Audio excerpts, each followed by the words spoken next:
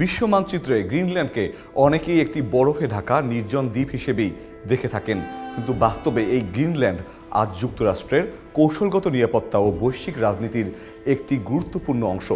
কেন গ্রিনল্যান্ডকে Donald Trump এত করে নিজের করে নিতে চাইছে, চলুন জেনে আসি।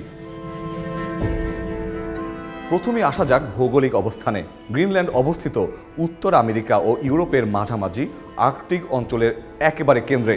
এই অবস্থান যুক্তরাষ্ট্রকে দেয় রাশিয়া থেকে আসা সম্ভাব্য ক্ষেপণাস্ত্র বা বিমান হামলার আগাম সতর্কতা পাওয়ার সুযোগ। এই কারণেই গ্রিনল্যান্ডে যুক্তরাষ্ট্রের একটি অত্যন্ত গুরুত্বপূর্ণ সামরিক ঘাঁটি রয়েছে, পিটুফিক স্পেস বেস, যা আগে থুলে এয়ারবেস নামে পরিচিত ছিল। এই ঘাঁটি থেকে রাশিয়ার ক্ষেপণাস্ত্র গতিবিধি পর্যবেক্ষণ, স্যাটেলাইট ট্র্যাকিং এবং মহাকাশ পর্যবেক্ষণের কাজ করা হয়। দ্বিতীয় গুরুত্বপূর্ণ বিষয় হলো আর্কটিক অঞ্চল।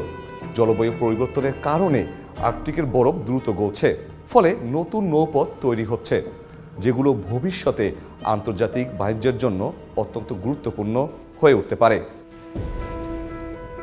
এই অঞ্চলে রাশিয়া ইতিমধ্যেই ব্যাপক সামরিক উপস্থিতি গড়ে তুলেছে, আর চীন নিজেকে ঘোষণা করেছে একটি নিয়ার আর্কটিক পাওয়ার হিসেবে।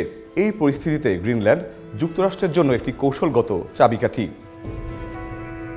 এরপর আসি প্রাকৃতিক সম্পদের প্রসঙ্গে। গ্রিনল্যান্ডে রয়েছে বিপুল পরিমাণ রেয়ার আর্থ মিনারেল, যা আধুনিক প্রযুক্তি, সামরিক সরঞ্জাম, বৈদ্যুতিক গাড়ি এবং নবায়নযোগ্য জ্বালানির জন্য অপরিহার্য। বর্তমানে এই খাতে চীনের একচেটিয়া প্রভাব রয়েছে, আর যুক্তরাষ্ট্র সেই নির্ভরতা কমাতে চায়। সব মিলিয়ে বলা যায়, গ্রিনল্যান্ড যুক্তরাষ্ট্রের কাছে শুধুমাত্র একটি বরফে ঢাকা দ্বীপ নয়, বরং এটি একটি সামরিক প্রতিরক্ষা ঢাল, আর্কটিক অঞ্চলের নিয়ন্ত্রণের চাবিকাঠি এবং ভবিষ্যৎ বৈশ্বিক শক্তির ভারসাম্যের একটি গুরুত্বপূর্ণ অংশ।